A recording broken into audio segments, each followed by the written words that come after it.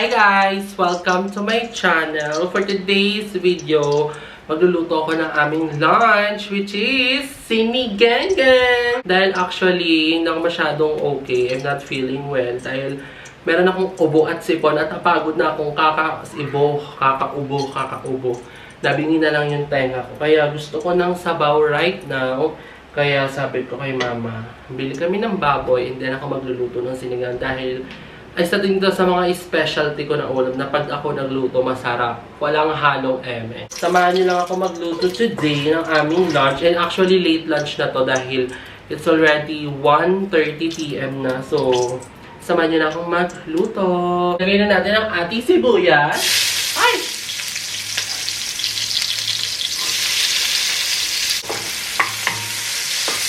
Tapos ang pinaka nagpapasarap sa sinigang is sobrang daming kamatis, guys. Like legit. And nagdadagdag din siya ng natural color. And nagdadagdag din talaga siya ng flavor. Like kaya pag nagsinigang kayo, damihan niyo ng kamatis. Kasi isa din yun sa magpapalapot ng ating sinigang. So palabasin lang natin yung kaluluwa ng sibuyas. Tapos next na natin ilalagay ang ating mga kamatis. Actually, napakuluan na namin yung baboy namin kanina. Parang ngayon, is mabilis na lang din siyang maluto. So, perfect na perfect to kasi si William is nasa training. So, pag uwi niya, sobrang sarap ng ulam namin. Sabayan! Sabayan! Isama nyo sa gisa ang kamatis. Tapos palabasin nyo yung katas niya. Sobrang sarap ng sinigang niya, I swear. Proven and tested na to ni Mama Emma.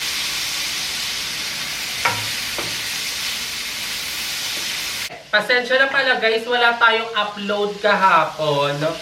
Dahil ako po ay na-drain. Charis, wala akong naisip na content kahapon. Pasensya na po. Pati din po ako nang hinayang din po ako sa araw. Actually, dapat kasi ang vlog ko talaga kahapon. Huwag ko na sabihin, abangan nyo na lang. Mapablog ko din yun, pero bukas pa. Hindi natuloy yung ganap ko kahapon, kaya wala akong na-vlog kahapon. Wala akong reserva sa utak ko. Kung nakahaya ang mangyari yun, dahil meron na lang akong 10 days na natitira ngayong March. Paano tayo makakapal dun yan kung nag-skip ka pa ng ads? Charis. Siya na guys, okay ako ngayon. Baka i-bash na naman ako.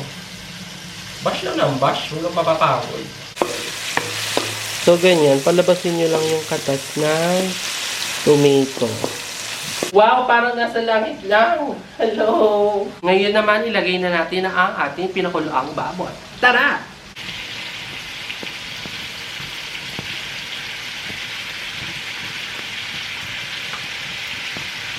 Yung pinagpakuluan ng aming baboy is hindi namin tinapon. Kasi andun lahat ng mga lasa. So, isgisa lang natin siya since napakuluan naman na to kanina. I'm so excited! Gutom na ako. Para ako nag-fasting, guys. Last kain ko pa is 5 PM. It's already 2 PM. 24 hours na ako walang kain talaga, be. Put the radish. Ay, init! Kasi hindi na natin masyado papakuluan yan. So, para lumambot pa siya. Talaga kami magsabaw, guys. Kasi nag-aagawan kami nila William. Pero lalapot pa to, guys. Don't worry. Hindi yan siya ganyan na parang binanlawan ng sandok. I swear. Maya na ako magba-vlog, guys. Or kakain kapag nandito na si William and si Mama. Para sabay-sabay kaming kakain later. Para meron din kami chikahan habang nakain. So, antayin lang natin si William makauwi. It's already 2 PM. Hindi ko alam anong oras. May laro kasi siya ngayon ng basketball niya. So, siguro pa uwi na din yun maya-maya. So, I'm so excited. Sabay-sabay kami kakain. Kakain na pala siya, guys. Hindi niya na natiis. Tikman. Sarap. Mga natitikman? Pinikman ko na nga yung sabaw. Sa sabaw ng sarap. So, ganito yun. Hoy, ako nagluto nito. Bakit magbibigay ka ng ano sa kanila? May sasabihin ko. Mayroong teknik paano pagluto ng sinigang. Sinabi mo na ba? Wala akong sinabi. Ako nagluto. Yan ba tiyo? Ang nagluto nito, si Emma. Ay, Emma. Emma na tawag niya. Tapos ngayon, ang first step na ginawa ko, nugasan ko yung limpo, kiniskisan ko siya, niluguran ko siya sa skin niya, tapos hiniwa-hiwa ko, hiniwa-hiwa ko into into pieces, hindi yung into long pieces. Tapos ngayon, pinakuluan ko siya ng tubig na may asin at saka paminta. Pinakuluan ko siya. Tapos sabi ko ni Emma, pakuluan ko to doy, para mamaya paggisa mo ng karne, Dapat dye, kasi Emma na eh. mamaya day, paggisa mo ng karne, hindi na matagal mong pakuluan kasi malambot na siya.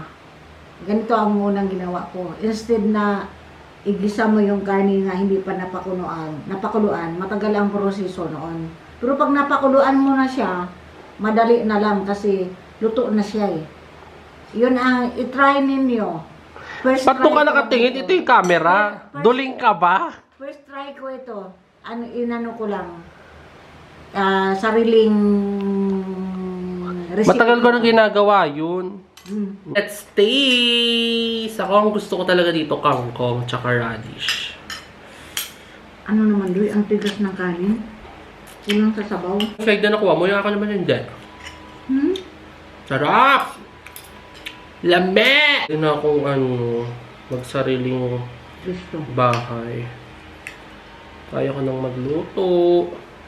Kaya ko nang mag-isa sa bahay. You know, I think it's time. Let's eat, everyone. Let's eat.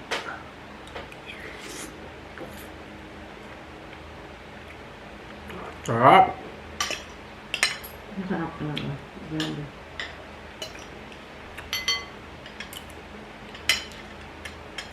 Nagme-melt siya sa bibig niya, para siyang steak. Okay. We're done eating. It's already 3:13. And ayan, nandyan na si William. Di na namin siya naantay kasi ngayon lang siya nakadating, 3:13. Kanina pa alas 2 luto. And magti 24 hours na din akong walang kain. But anyway, nabusog ako. Super sarap ng aming ulam. And since nakwento ko nga din sa inyo last time sa ating vlog, yung about dito sa house natin, since nga magwa 1 year na din kami, and we are, ang tawag sa hindi sure, ayun, di pa kasi kami talaga, wala pa kaming final decision of ba't ako nabubulol? And hindi pa din talaga kasi kami sure kung ano ang pinaka-final plan namin. Pero if ever man anong maging final plan namin, bago kami mag 1 year contract dito, kung mag-extend ba kami or lilipat na talaga. Kasi nakita ko sa comment section sa last vlog natin na pinost ko about our house. Parang yun nga, sayang nga daw yung bayad sa renta na binabayad ko ngayon na 14,500. Kasi sa ganung paano daw binabayad ko ngayon, pwede na daw talaga yun makabili sa bahay daw talaga na townhouse. Actually, isa din yun sa mga kinukonsider namin. Kasi syempre, sayang din talaga yung pag nag-rent ka lang, tapos hindi naman talaga mapupunta sa amin yung nire-rent naming bahay. So, kinukonsider din namin yun ni Mama, of course. Kasi, yun nga, ako din naman personally, hindi naman na din ako pabata. So, of course, maganda din talaga na may sariling tahanan, yung matatawag ko ang akin. So, madami naman ako natutunan na lesson from my past doon sa unang house natin. Kaya, ayun, nag-check din ako online ng mga possible houses if ever man na makapag-desisyon kami ni Mama na lumipat. Pero, ayun, actually, meron ako nakita. Kasi before, pumunta kami Calabea, nakabisit na ako Calabea kasi. Tapos, yung mga bahay doon is under Pag-ibig lahat doon. Tapos, nung lumabas kami doon, merong mga bahay doon na magaganda yung spa. Tapos, yun daw talaga is yung iba daw doon is Narimata, ganyan. Tapos, so, parang siya, pasalo daw siya. Tapos, madami iba't ibang klaseng bahay. Actually, maganda din yung lugar nga nila, Bea. Ayan, magiging kapitbahay ko pa sa Bea, if ever. Doon yun ba sa may, hindi siya sa Golden Arise. Ano naman tawag sa lugar nila? Kasi, doon, madaming pabahay doon sa part na yun. Pero yung sa part nila, Bea, ang ganda doon, in fairness. Tapos, matao siya, madaming palengke, may tricyclean. So, mas accessible siya actually. And, nung nakita ko yun, sabi ko, actually, pwede din dito. And, mura daw talaga. And, madami daw talagang mga nagpapasalo ng iba't ibang bahay doon. So, tumanap ako online nung mga bahay na possible if ever nalilipat kami ng house. So, papakita ko sa inyo ngayon. I think ipa-flash ko na lang dyan sa screen if ever kung yung ipapakita ko sa inyo. Pero, isa doon sa mga kino-consider, ganyan. Ito naman is wala pang final plan or initial. Ano lang naman to? Initial plan lang sa ngayon. Yun nga, sayang talaga yung binabayad nga dito sa renta na, which is 40,000. Actually, madaming mas mura, pero nung una kasi talaga, parang dito din kami lumipat kasi nga, nasaksihan nyo din naman, yung neighborhood namin dito is mababait and close din talaga ni mama. Tapos, di ba, tumulog din sila sa amin nung naglipat kami, sinurprise si mama nung birthday niya. So, mabait talaga yung neighborhood din dito. Sabi sa comment section din sa iba, if ever daw lilipat kami, dapat daw pag lumipat kami is yung parang sariling house na nga namin. Kasi kung lilipat daw kami, tapos mag-rent lang din kami. Yun nga, parang asikaso din naman. Asikaso din siya actually. So, ayun. Pero gusto ko i-share sa inyo tong ganito. Para, syempre, you know, gusto ko din i-share sa inyo kasi deserve yun din naman. Kasi kung wala kayo, hindi ako makakapaglipat-lipat ng bahay ba last year. So, ito, nakita ko lang to online. Actually, sa group to, ito parang sobrang nice. So, I think ipa-flash ko na lang dyan sa screen. Ano siya? House for rent or rent to own. Up and down, 2 rooms, 1 toilet. May extension sa likod. Ito naman sa Perez lang to. And it looks nice sa picture na pinost nung seller. Pero for sure, mas madami pang better. Or if ever, mas magandang mahanap. Yun talaga yung uso ngayon, rent to own. Yung parang narentahan mo, tas yung binabayad mo sa'yo din mapupunta. Yung ganun. So, ayun. Gusto niyo ba bisitahin natin yung kabilang house namin? Kasi kahapon nadaanan ko siya. Wala pa din siyang nakatira. Pero sobrang swerte nung if ever may makabili nun na seller from sa ano lang, yung mga pasalo. Sobrang swerte nila kasi extended na yung likod nun. Tapos hindi namin nakuha yung mga lumang gamit naming iba doon. Yung CR namin doon may ano pa doon, yung door para hindi mabasa yung labas. So, ayun. And isa pa, sa gusto din ni mama nga, if ever lilipat daw kami, is townhouse. Kasi, yun nga, since 3 lang din naman daw kami. So, di naman namin talaga kailangan ng malaking sobrang space. Ang problem lang naman kasi talaga namin, at so, parang dami namin gamit. Yung iba dito is from Kaingin pa. Eh, syempre, alam niyo naman, pag mga senior citizen talaga, hirap mag-let go ng mga gamit. So, hinayaan ko na lang din si mama. And kasi siya din naman nakakaalam kung paano ayusin yung mga gamit-gamit namin dito. So, ayun. Pero hopefully, ayun nga, sabi naman niya, pag lumipat kami, townhouse. And actually, may townhouse din dito. Ayun yung una dapat naming rerentahan nung bago kami lumipat dito. Around 10,000 yun. So, madami pa akong hanapin sa online. And, ipapalash ko na lang dyan sa screen yung mga nakita namin. So, yun lang naman. Shinare ko lang sa inyo. Kasi, ayun nga, mag-April na, ilang buwan na lang din uli. So, para at least, nagpe-prepare din kami. Para if ever, kasi for sure, may contract yun. Hindi naman pwedeng pag gusto namin umalis, alis na lang kami bigla. Na kapag gusto namin mag-extend, mag-extend kami. So, yun din talaga mahirap kapag, nagre-rent ka lang. Kasi, madami talagang restriction, ganyan. Pero, ayun, hopefully, in God's time, magkaroon tayo uli ng house. And, ayun, madami naman akong natutunan na lesson and alam ko na yung mga dapat gawin sa hindi dapat gawin. Sa ngayon, wag muna tayong mag-ambisyon. Focus lang muna tayo sa goal. Wala muna tayo mga side quest. Focus tayo sa goal. Focus sa goal. Wag muna tayo mag-ambisyon. Ako talaga pag nagkabayo ko ulit, I mean, hindi ko mamadaliin na magpa-renovate. Agad yung mape-pressure ako na pagandahin siya agad. Para, kasi naubos si savings ko eh. Naubos siya dun eh, di ba? Pero ayun, it was a great, experience sa akin at the age of na-experience ko yun. So, yun lang. Tuloy lang tayo and hopefully, sipagan pa natin lalo sa mga susunod na buwan and mga araw para makadami tayo sa buwan. Ano boy, masarap yung sinigang boy? Oo, sobra. Kaya tayo lilipat. Ikaw ba kailan mo gusto lumipat? Saan ba yun? Anong lugar yun? Saan mo ka gusto lumipat? Gentry pa rin, syempre. Bakit? Mawawala ako sa batang Gentry. Pero ikaw, nag-enjoy mo pa din dito. Wala rin dito pa din tayo magtitira, mag-stay. Pwede naman kayo saan? Ay, di Okay ba? na. Isabela, sa tatay mo. Oh, ayoko dun. Bakit? Layo nun. Doon ka na. Ayoko layo. Ganto na guys, ganyan na siya katangkad. Tingnan nyo naman, naka-adjust tong camera. Tapos yung height, Kasi height ko, nandito lang yung height ko. Ilagay mo sa height mo. Height ko, ito. Yan. Ay, ito, yan. Diba? Ang tangkad niya, asim niya na Nakahubad pa tingnan. ako. Masarapan ka sa sinigang. Kaso yung unti ng gulay dapat din namin. Inubos ko na kasi. Damihan mo yun na. Ilang kilo yun? 1 kilong baboy. Ah, Ay, wala pa nga eh. wala pa isang kilo. Bukas, ang ulam natin is Ano? tofu. Tofu? Oh, Okay. tofu ulit. So, kakawi lang niya galing game. Kamusta game mo? Bayan, doon mo kinakamot na tamo! Teka lang, kate. Kamusta game mo? Grabe yung laro ko pag ganito. Paano? Uwan eh. Ay. Pag ganito, bang! Sabay flex. Pangit mo, be. Ba't hindi ko sinasabi? Ang pangit mo yan? Hindi magaling siya maglaro. Ganito. Tayo nga dalawa, laro tayo. Yung ko, lugi ka sa akin, boy. Tatamaan nga lang ito sa mukha dati. Dati yun. Da. Thumbnail. Thumbnail. Paano thumbnail?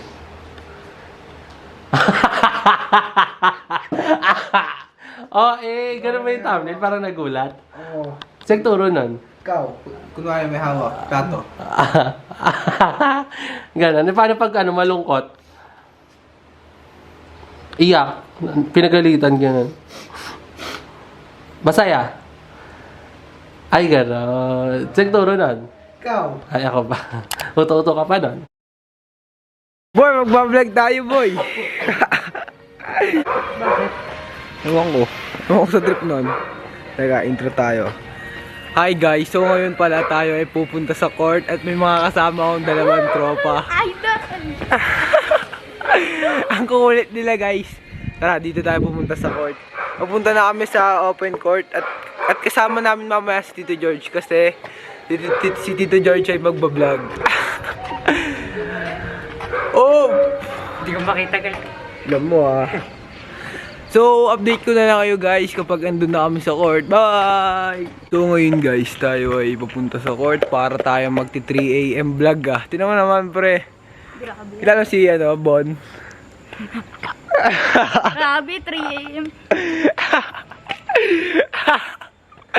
So, ngayon pupunta namin yung court final na to pre. So, ngayon guys, kami ay narating sa court. Namo ngayon lang nag-video. Oh, di ba nag-video tayo? What are you doing?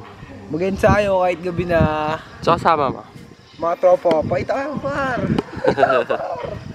Yan, ang pinakabata, ang pinaka-cute. Aliliit!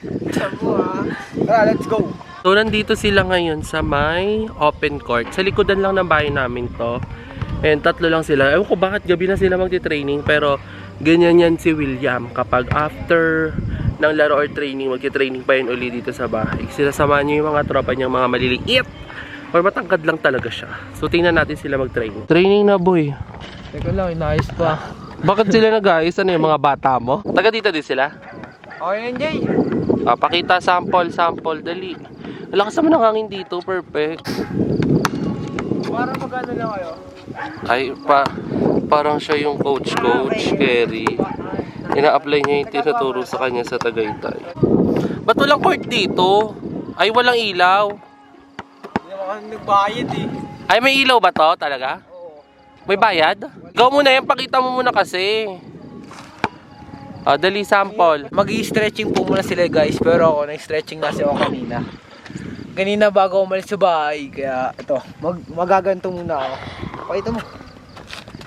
Yan. Teka lang, isa pa. Bawal tayong verde. Paano, dali? Coach William, paano? Ito. Ay, na out of balance. Wala, hindi to sporty. So, iniwan ko na po sila doon dahil di sila makapag-start. Nahihiya yung mga dalawang bagets. So, yun si William. Parang ano pala siya? Coach. Ala, tama ba itong tinaanan ko? Oh, ayun. Enjoy muna sila doon mag-training.